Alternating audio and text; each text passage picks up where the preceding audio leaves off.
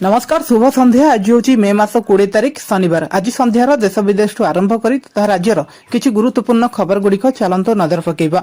ता पूर्व भिडियो को लाइक करूँ, चैनल को न आसले सब्सक्राइब करूँ, जहाँफल आपने प्रत्येक दिन यह देश विदेश आरंभ कर तथा राज्यर किसी गुरुत्वपूर्ण खबर गुड़िक जानीपारे। रिजर्व बैंक बड़ निष्पत्ति विदाय नेब 2000 टंकिया नोट। जानतु आपण पाखे नोट्र कौन है अवस्था। बजार विदाय नेब 2000 टंकिया नोट। आगक भारतीय रिजर्व बैंक आ 2000 टंकिया नोट जारी करिबो नाही। तबे लोकमानक पाखरे थिबा एही 2000 टंकिया नोट 23 मे ठू 30 सेप्टेम्बर सुधा बैंक मानकरे बदला जाई परिबो। तथापि यह आईनगत भाबरे टेंडर मध्य जारी रहइबो। एहार अर्थ हेउची कि जदि कहार 2000 टंका नोट थाए तबे यह वैध अटे।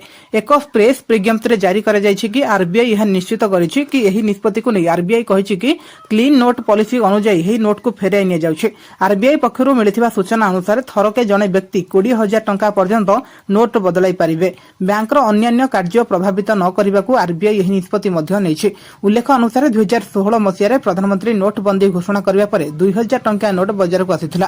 तेज बजार को 2000 टंकिया नोट आसवा यार नेणदेण कमिबार लगी अनेक एटीएम रे 2000 टंकिया नोट गायब हो जाता। रिजर्व बैंक फेराई ने निष्पत्ति नहीं। आरबीआई अनुଯାयी मार्च 2017 पूर्व जारी कर 2000 टंकिया नोट्र 89% अधिक से जीवनी 4 ରୁ 5 वर्ष पूरण कर सारी। मार्च 31 2018 सुधा 6.73 लाख कोटी टंकार 2000 टंकार नोट प्रचलन होता। तेबे मे मास 31 2023 पर्यंत केवल 3.62 लाख कोटी टंकार 2000 टंकिया नोट प्रचलन होउछि, जहां मोट नोट प्रचार मात्र 10.8% रही। एही निष्पत्ति सहित आरबीआई 2000 टंकिया नोट जारी करबा बंद करबा को बैंक गुडी को परामर्श दैछन्ति।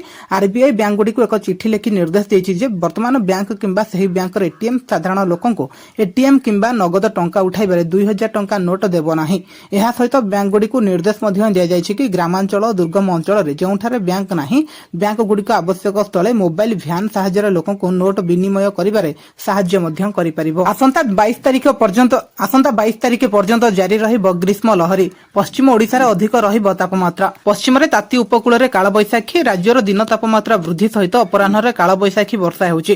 फଳରେ सकाळ सकाळ गरम सहित अपराह्न रे आश्वस्ति मध्य मिलुछि। आसंता 22 तारिख पर्यंत विभिन्न स्थान रे खरा बढ़िबो बोली आकलन मध्य करिछि पाणीपाग विज्ञान केन्द्र। विशेषकर पश्चिम ओडिशार तापमात्रा अधिक रहिबो। केतेक स्थान रे ताती 45 डिग्री छुई पारे। एबे केतेक सहर रे तापमात्रा 44 डिग्री रु अधिक रहुतिबा बेले 20 रु अधिक सहर 40 डिग्री ऊपर रहुछि। खरा समय रे जरूरी काम नथिले मध्य घरु न बाहरिबाकू परामर्श दैछि आंचलिक पाणीपाग केन्द्र।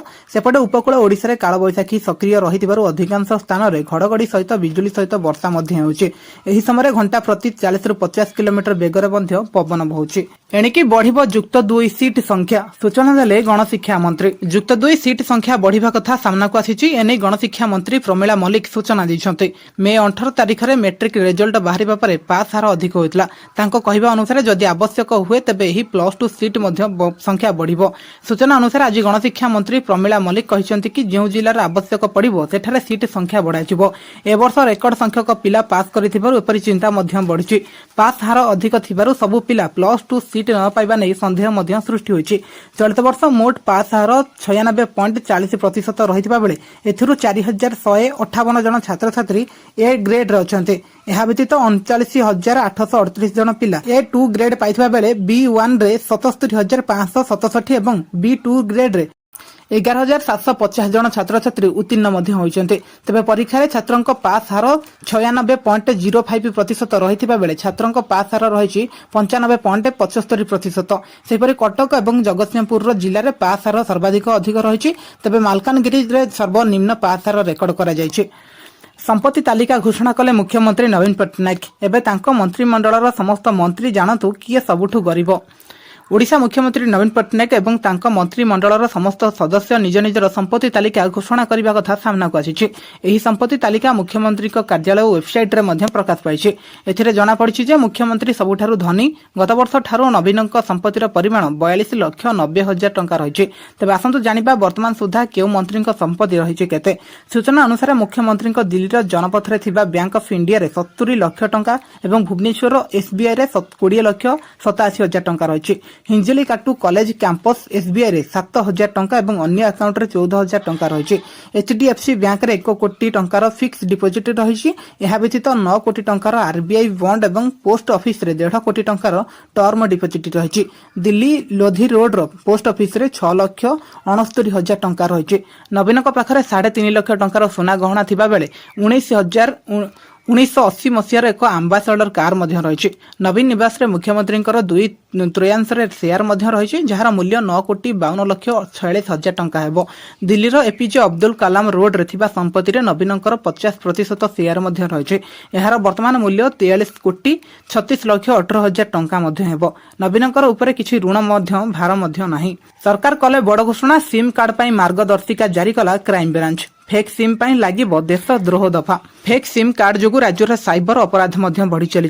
ठक माने फेक सिम कार्ड माध्यम रे लोकंकु ठकिबारे लागुछंती, जेउथि पई दिनकु दिन साइबर अपराध रे वृद्धि घटुथिबा क्राइम ब्रांच पक्षरु जणा पड़िछि। एही क्रम रे फेक सिम उपरे रोक लगाइबा पई क्राइम ब्रांच पक्षरु एक गाइडलाइन जारी करा जायछि। क्राइम ब्रांच एडीजी अध्यक्षतार अनुष्ठित एक गुरुत्वपूर्ण बैठक पर एही सूचना दिया जायछि। स्थानीय दुकान थिबा डीलर माने केवल सिम कार्ड बिक्री करि परिबे, केवल आधार सह लिंक नंबर रे कॉल करिवे। टेली वेरिफिकेशन, फेक सिम संपर्कित अभियोग ग्रहण पर व्यवस्था करेंगे टीटीएसपी एवं अभियोग ग्रहण और डीएक्टिवेट व्यवस्था करेंगे सर्विस प्रोवाइडर। सिम एक्टिवेशन नियम उल्लंघनकारी बा पीओएस ब्लैक लिस्ट एवं नियमित रहिबो। नियमित रिचार्ज होई स्थाणु थिबा संप्रपित नजर मध्य रखिबो टीएसपी। फेक सिम मिलिले टीएसपी अधिकारी को प्रति अनुष्ठान करा सहित देशद्रोह मामला रुजु करा।